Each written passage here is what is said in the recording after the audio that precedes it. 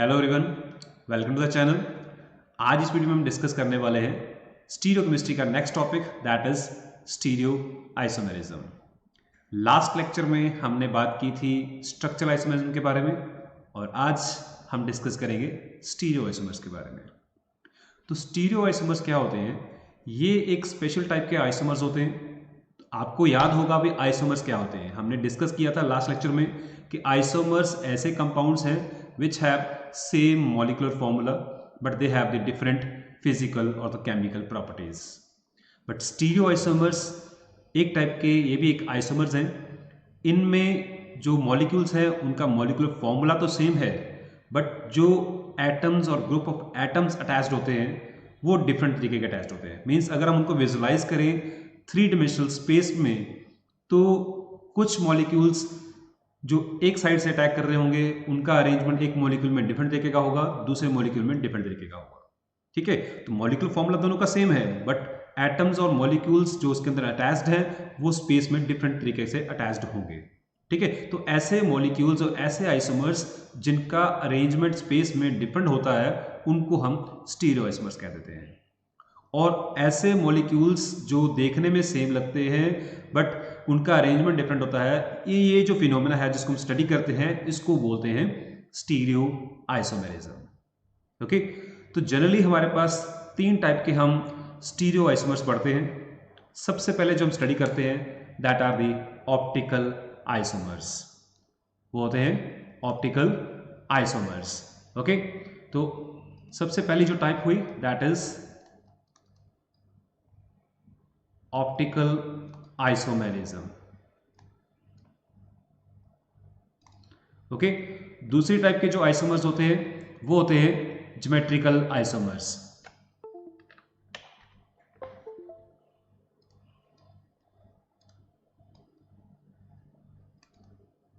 Geometrical isomers.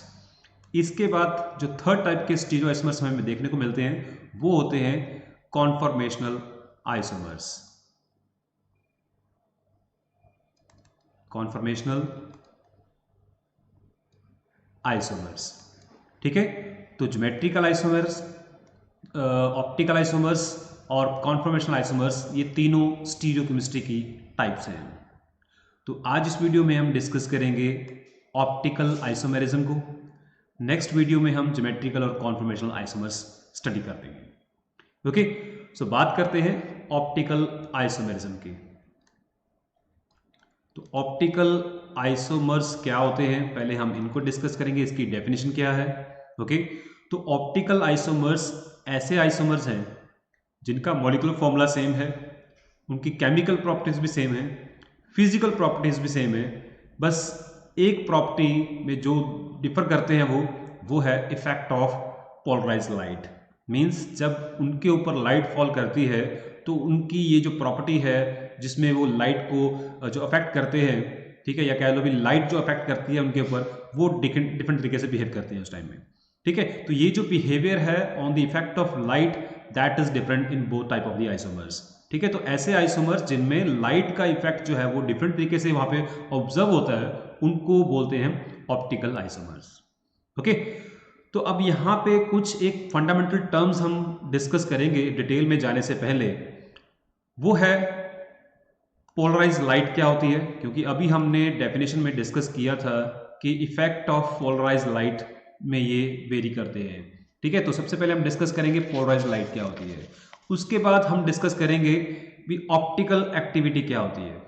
एक term है जो हम इसमें मोस्टली यूज करते हैं ऑप्टिकल आइसोमेरिज्म में, वो है ऑप्टिकल एक्टिविटी। इसको भी हम डिटेल में डिस्कस करने वाले हैं।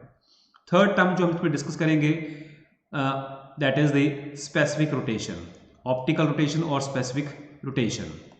Specific rotation. ओके, उसके बाद हम जो इसमें डिस्कस करने वाले हैं that is elements of symmetry. ये बहुत ही इंपॉर्टेंट टर्म्स हैं जो हमें पता होने चाहिए।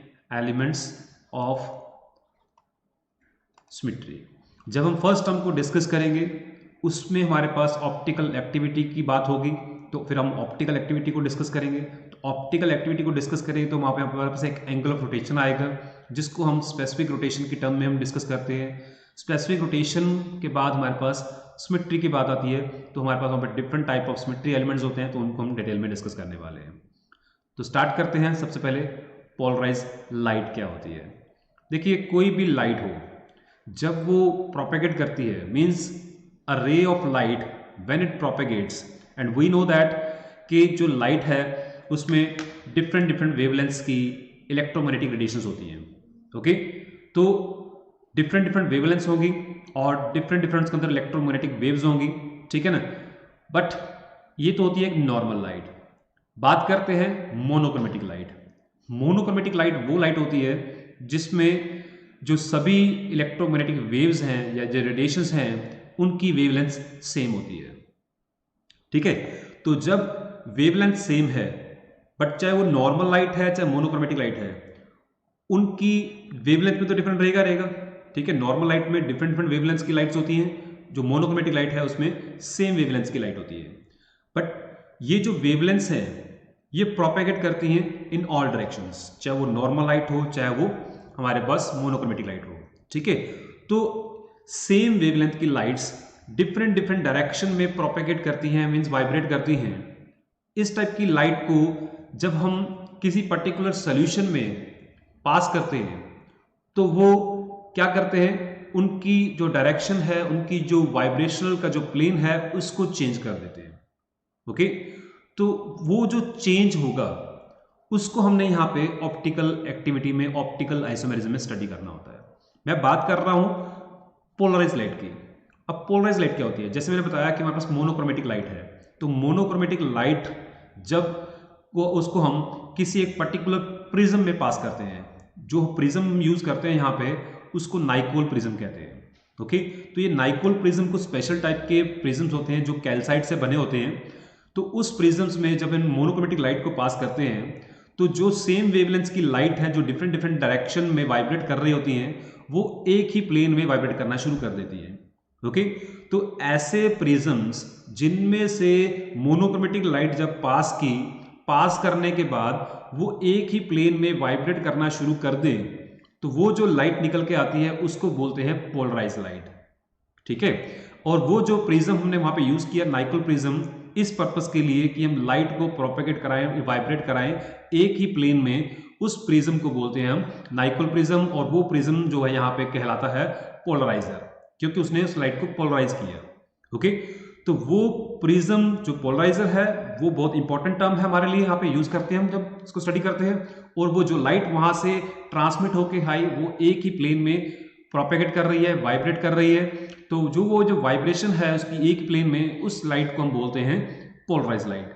अब ये जो पोलराइज लाइट जो कि एक ही डायरेक्शन में वाइब्रेट कर रही है, इसको हम अपने ऑर्गेनिक कंपाउंड जिसको हम स्टडी करना चाहते हैं कि उसकी जो ऑप्टिकल आइसोमेरिज्म है किस तरीके की है, उसकी जो ऑप्टिकल एक्टिविटी है वो किस तरीके की है, उसको स्टडी करने के लिए हम वो जो प्लेन पोलराइज लाइट हमने जो उसके अंदर पास करने के बाद उसकी जो डायरेक्शन है, उसकी जो वाइब्रेशन है वो फिर से चेंज हो जाएगी। ओके, और वो जो चेंज होगी उसको हमने स्टडी करना है।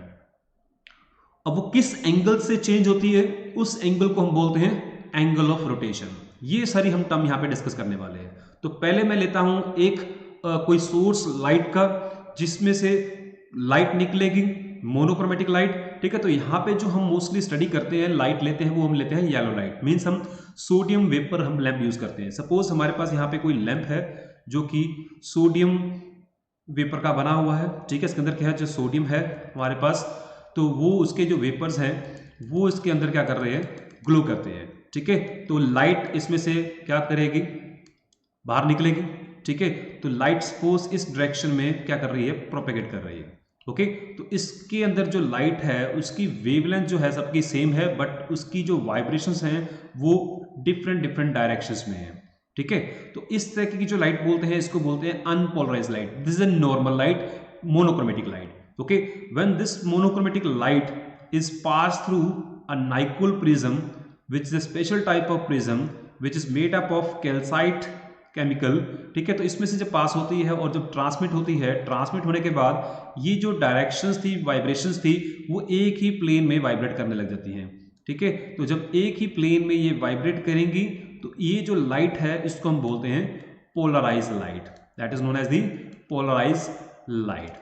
ओके, तो इस पोलराइज लाइट को हम पास करते हैं फर्दर अपने कंपाउंड में से जिसको हमने स्टडी करना है, और वो कंपाउंड अगर इस लाइट की डायरेक्शन को चेंज कर देता है, मींस अगर वो इसको इस तरीके से एक प्लेन में या इस साइड से या फिर इस साइड से इस तरीके से किसी भी एंगल पे उसको रोटेट कर देता है, तो उसको हम बोलते हैं कि वो हमारा जो कंपाउंड है दैट इज ऑप्टिकली एक्टिव है। मींस उसने कुछ ना कुछ लाइट में एक्टिविटी शो की है, उसने उस लाइट की डायरेक्शन को चेंज कर दिया है।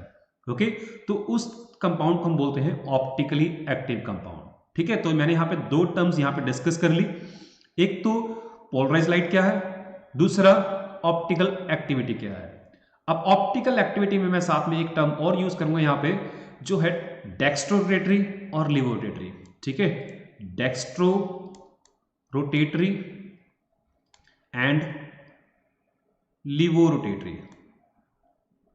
अब ये जो दो टर्म्स हम यूज करते हैं किसी भी ऑप्टिकल एक्टिविटी के लिए, किसी भी कंपाउंड की ऑप्टिकल एक्टिविटी के लिए, वो हम तब यूज करते हैं अगर वो प्लेन पोलराइज लाइट उस कंपाउंड में से पास होने के बाद अगर उसकी जो वाइब्रेशन है वो राइट की तरफ क्या हो जाती है, चेंज हो जाती है। मींस उसकी जो वाइब्रेशंस हैं वो राइट डायरेक्शन में वाइब्रेट करने लग जाता है। ठीक है, तो मींस वो कंपाउंड क्या है, डेक्स्ट्रोरोटेटरी है।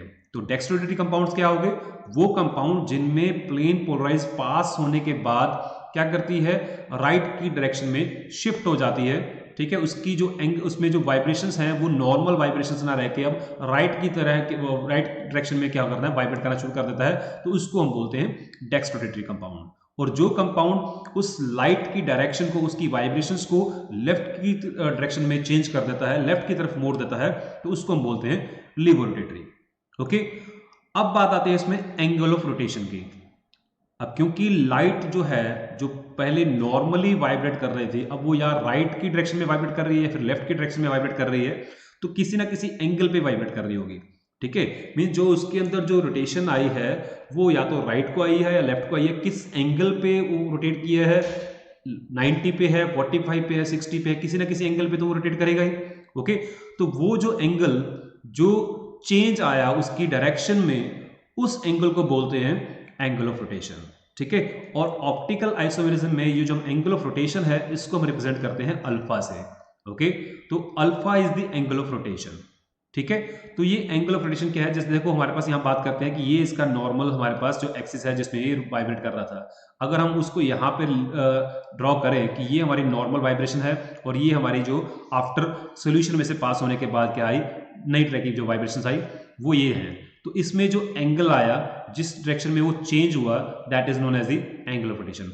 इसी तरह से हम इसमें भी रिप्रेजेंट कर सकते हैं कि यहाँ पे जो एंगल में चेंज आया that is known as the angle of rotation. ठीक है, अब ये एंगल पॉजिटिव भी हो सकता है, नेगेटिव भी हो सकता है। Clear, so this is known as the angle of rotation. अब बात आती है कि कौन सी ऐसे फीचर्स हैं जिन पे ये एंगल ऑफ रोटेशन डिपेंड करता है, क्योंकि हर कंपाउंड क्या करेगा, किसी ना किसी एंगल पे लाइट को या तो लेफ्ट में या फिर राइट में रोटेट करेगा। ओके, तो ये नहीं है कि सभी कंपाउंड सेम एंगल पे रोटेट करेंगे, डिपेंडिंग अपॉन सम पैरामीटर्स ये एंगल इंक्रीज और डिक्रीज हो सकता है। तो सबसे पहले जो इसमें फैक्टर हम डिस्कस करते हैं that is the nature of compound. Okay, जो भी हमारा कंपाउंड है जिसको हम स्टडी कर रहे हैं that is nature of compound. Angle of rotation जो है that depends on the nature of compound. Her compound different different angle पे लाइट को रोटेट करेगा। ओके, सेकंड जो इंपॉर्टेंट फैक्टर है that is the length of the liquid column. ठीक है, जिसमें से हमने लाइट पास की है उस कॉलम में, मींस हमारे पास एक ट्यूब होती है, उस ट्यूब की जो लेंथ है जिसमें हमने अपना सॉल्यूशन रखा हुआ है, और एक साइड पे हमारे पास क्या है, सोर्स है लाइट का, जो आगे प्रिज्म रखा हुआ है हमने, प्रिज्म से लाइट पास होके जाएगी, पास होने के बाद वो पोलराइज हो जाएगी। उस पोलराइज लाइट को हम क्या करेंगे, उस ट्यूब में से पास करेंगे जिसमें हमारा सोल्यूशन है, और दूसरी साइड पे हमारे पास क्या रहेगा, हम उसको ऑब्जर्व करेंगे। ओके, तो वो जो लेंथ है कॉलम की जिसमें हमने अपना लिक्विड सोल्यूशन डाला हुआ है उस लेंथ पे भी डिपेंड करता है। ओके, तो length of the liquid column in which the solution has been placed. Third factor on which the angle of rotation depends that is the concentration of the solution. Okay, जो हमारा compound है उसकी concentration क्या है इसके ऊपर भी depend करता है, साथ के साथ ये सॉल्वेंट की नेचर पे भी डिपेंड करता है। ठीक है, ये तो हो गए 3 फैक्टर। चौथा जो इंपॉर्टेंट फैक्टर है दैट इज द टेम्परेचर, कि उस टाइम पे हमारा टेम्परेचर क्या है, रूम टेम्परेचर क्या है और सोल्यूशन का टेम्परेचर क्या है, इस चीज पे डिपेंड करता है। Fifth most important factor is the nature of the light source. ठीक है, कौन सा हमने लाइट सोर्स यूज किया है, नेचर ऑफ लाइट सोर्स। तो जनरली जो हम लाइट सोर्स यूज करते हैं that is use as the sodium vapour lamp. Okay, sometimes we can use the potassium vapor lamp and other vapor lamp also we can use. Okay, but the most of the time we use the sodium vapor lamp. Okay, so these are the 5 factors on which the angle of rotation depends. Clear? अब angle of rotation को हम just as a angle of rotation नहीं लिखते हैं, इसको हम represent करते हैं in terms of specific rotation. Okay, तो स्पेसिफिक रोटेशन क्या चीज है? तो स्पेसिफिक रोटेशन का मतलब है कि किसी एक स्पेसिफिक सोल्यूशन की जो उसकी कंसंट्रेशन होगी या एक लेंथ जो होगी वो हमने फिक्स की होती है। ठीक है, अब ऐसा नहीं है कि हम अगर यूज़ कर रहे हैं तो 10 सेंटीमीटर की हमारे पास ट्यूब है, कहीं कोई यूज़ करेगा तो उसको 20 सेंटीमीटर में यूज़ करेगा, या कोई कंसंट्रेशन अपनी कम ले लेगा, कोई ज़्यादा ले लेगा। तो इन सब चीज़ों पर हमने देखा है कि ये जो एंगुलर रोटेशन दैट डिपेंड करता है, तो इसको हमने फिक्स किया हुआ है। ठीक है, तो जो हमारी ट्यूब की लेंथ है वो हमने फिक्स की हुई है, हमने जो कंसंट्रेशन लेनी है वो भी हमने फिक्स की हुई है, हमने जो लाइट सोर्स है उसको भी फिक्स किया हुआ है कि इन सब पैरामीटर्स को अगर फिक्स कर दें तो हमारे पास जो रोटेशन आएगी that is known as the specific rotation. वो चेंज नहीं होगी, वो स्पेसिफिक ही रहेगी। ओके, तो स्पेसिफिक रोटेशन इज व्हाट, इसको मैं डिफाइन करता हूं। इसको जो लिखते हैं हम लिखते हैं अल्फा स्क्वायर ब्रैकेट में डाल के, ऊपर लिखते हैं हम टेम्परेचर, नीचे हम लिखते हैं लाइट का सोर्स क्या है। ठीक है, अब मैंने यहाँ पे T लिखा, T रिप्रेजेंट द टेम्परेचर, यहाँ पे D लिखा है, D means the light source. तो D हम लेते हैं मोस्टली सोडियम D लाइन से, मीन्स जो सोडियम की जो लाइट होती है उसमें कई सारी लाइंस होती हैं तो हम उसकी D लाइन यूज करते हैं। ओके, तो यहाँ पे हम उसका लेते हैं एंगल ऑफ रोटेशन। तो इस पूरी नोटेशन को हम बोलते हैं specific rotation. Okay, so what is specific rotation? It is the angle of rotation, angle of rotation of plane polarized light which is produced by a tube 1 decimetre, 1 decimetre की length होती है उसकी, जिसको हम बोलते हैं 10 सेंटीमीटर। ठीक है, 1 decimetre in length with a solution, उसके अंदर जो सॉल्यूशन है वो कितना होता है 1 ग्राम 1 ml में। ठीक है, with a solution having 1 gram of the substance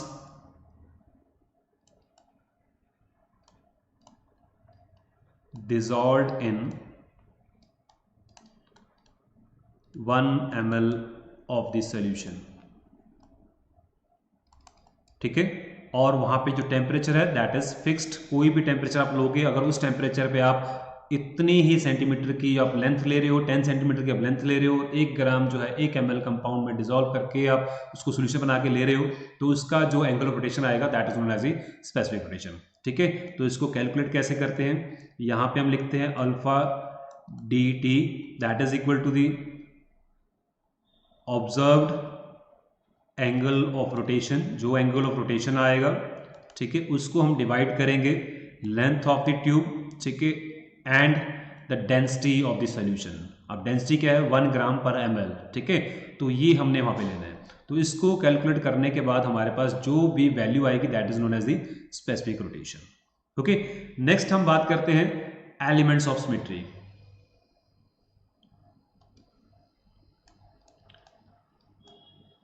elements of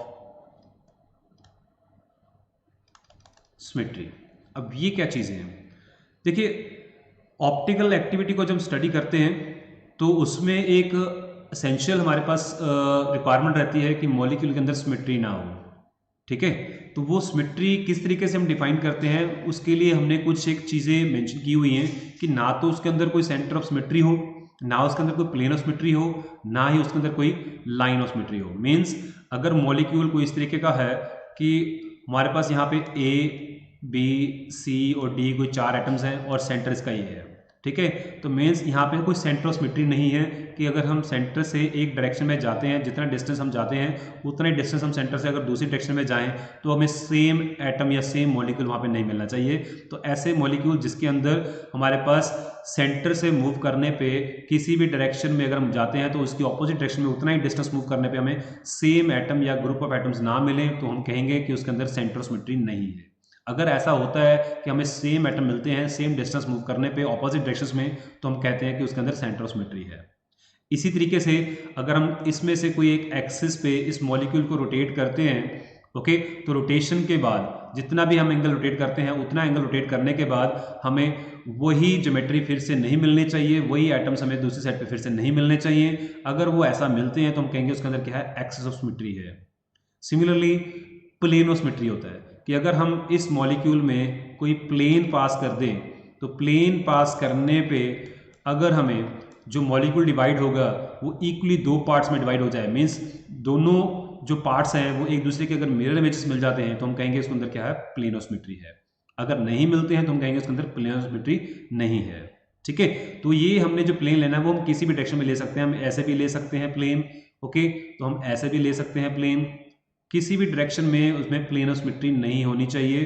अगर किसी भी वहाँ पे डायरेक्शन में हमें कोई भी प्लेन हमें अगर मिल गया कि वो मॉलिक्यूल को दो इक्वली पार्ट्स में डिवाइड कर रहा है, इसी तरीके से अगर कोई भी हमें लाइन उसके अंदर मिल गई कि अगर हम उस लाइन पे उस मॉलिक्यूल को रोटेट करें तो हमें सेम मॉलिक्यूल फिर से मिल जाए, तो ऐसे मॉलिक्यूल्स और ऐसे जो प्लेन्स हैं, ऐसी जो लाइंस हैं, उनको बोलते हैं हम एलिमेंट ऑफ सिमेट्री। तो हम मॉलिक्यूल को बोलते हैं कि वो सिमेट्रिकल मॉलिक्यूल है।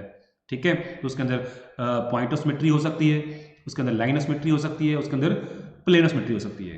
ठीक है, तो ये हमारी ऑप्टिकल एक्टिविटी के लिए रिक्वायरमेंट है कि किसी भी मॉलिक्यूल में ना तो कोई सेंटर ऑफ सिमेट्री हो, ना ही कोई उसके अंदर प्लेन ऑफ सिमेट्री हो, और ना ही उसके अंदर क्या हो, कोई लाइन ऑफ सिमेट्री हो। ठीक है, जैसे मैं एग्जांपल लेता हूं, हम बात करते हैं अल्फाबेट ए की। ठीक है, अब अल्फाबेट ए जो है, जो कि इस तरीके से लिखा जाता है, ठीक है, अब ये जो अल्फाबेट ए है इसमें हमारे पास क्या है, लाइन ऑफ सिमेट्री है। ठीक है, अगर मैं इस लाइन पे मॉलिक्यूल को रोटेट करता हूं 180 पे तो क्या मिलेगा, हमें फिर से ए मॉलिक्यूल मिल जाएगा। ठीक है, और इसी के अंदर अगर मैं ऐसे प्लेन पास करता हूं तो हमें क्या मिलेगी, इस पार्ट की रिफ्लेक्शन उस मिरर में मिल जाएगी, और यू कैन से कि जो ए मॉलिक्यूल है वो दो इक्वल पार्ट्स में डिवाइड हो जाएगा। ठीक है, तो ए मॉलिक्यूल हमारे पास जो है वो सिमेट्रिकल मॉलिक्यूल है। ठीक है, सिमिलरली अगर हम बी मॉलिक्यूल की बात करते हैं, बी अल्फाबेट की बात करते हैं, तो इसमें भी हमारे पास क्या है, इस डायरेक्शन में सेंटर ऑफ सिमेट्री, इस डायरेक्शन में हमारे पास क्या है, प्लेन ऑफ सिमेट्री है और एक्सिस ऑफ सिमेट्री है। ओके, तो किसी भी डायरेक्शन में हमारे पास क्या हो, कोई भी प्लेन, लाइन या सेंटर ऑफ सिमेट्री नहीं होनी चाहिए। क्लियर? तो अगर ऐसा होता है तो हम कहेंगे भी वो मॉलिक्यूल क्या है, सिमेट्रिकल है, वो एटम क्या है, सिमेट्रिकल है, वो ऑब्जेक्ट क्या है, सिमेट्रिकल है। सिमिलरली अगर आप बीकर को ले लो, हमारे पास जो बीकर है इस तरीके का हमारे पास बीकर होता है। ठीक है, so we have a beaker, इस तरीके का हमारे पास बीकर होता है। ठीक है, अब इस बीकर को अगर हम इस डायरेक्शन में प्लेन पास कर दें तो वो क्या करेगा, बीकर को इक्वली डिवाइड कर देगा दो पार्ट्स में। तो बीकर भी एक हमारे पास सिमेट्रिकल ऑब्जेक्ट है। इसी तरीके से अगर हम बात करते हैं अपने हैंड की, ठीक है, हमारा अगर राइट हैंड जो है वो लेफ्ट हैंड के साथ क्या है, उसमें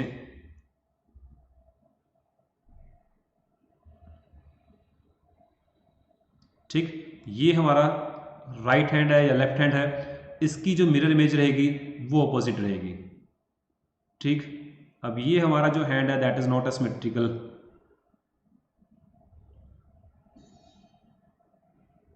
ओके, तो ये हमारा राइट हैंड है, और देखने को हम देखते हैं जैसे मिरर में देखते हैं तो हमारा जो लेफ्ट हैंड है वो राइट हैंड जैसी मिरर इमेज देता है। बट अगर हम दोनों हैंड को एक दूसरे के ऊपर इस तरीके से रखते हैं तो ये ओवरलैप नहीं करते हैं। ठीक है, तो ऐसे मॉलिक्यूल्स जिनकी मिरर इमेज जो है दूसरे मॉलिक्यूल जैसी बनती है बट वो मॉलिक्यूल एक दूसरे के ऊपर सुपरइम्पोज नहीं करते हैं, तो ऐसे मॉलिक्यूल्स को हम बोलते हैं कि ये ऑप्टिकली एक्टिव मॉलिक्यूल्स हैं। ओके, और इन ऐसे मॉलिक्यूल्स जो एक दूसरे के मिरर इमेजेस होते हैं बट उनकी जो मिरर इमेजेस है वो एक दूसरे के ऊपर सुपरइम्पोज नहीं करती हैं, तो ऐसे मॉलिक्यूल्स को हम एनेंटियोमर्स भी कह देते हैं। ठीक है, तो ये था आज का टॉपिक जिसमें हमने ऑप्टिकल आइसोमेरिज्म में यूज होने वाली जो बेसिक टर्म्स हैं उनको डिस्कस किया, जो फंडामेंटल टर्म्स थी उनको हम डिटेल में डिस्कस कर चुके हैं। नेक्स्ट लेक्चर में हम फर्दर ऑप्टिकल आइसोमेरिज्म के कुछ मॉलिक्यूल्स देखेंगे और उनको हम किस किस तरीके से रिप्रेजेंट करते हैं, क्या क्या नाम देते हैं, क्या क्या उनके लिए हमारे पास फिनोमेना डिस्कस किए जाते हैं, वो हम नेक्स्ट लेक्चर में डिस्कस करेंगे।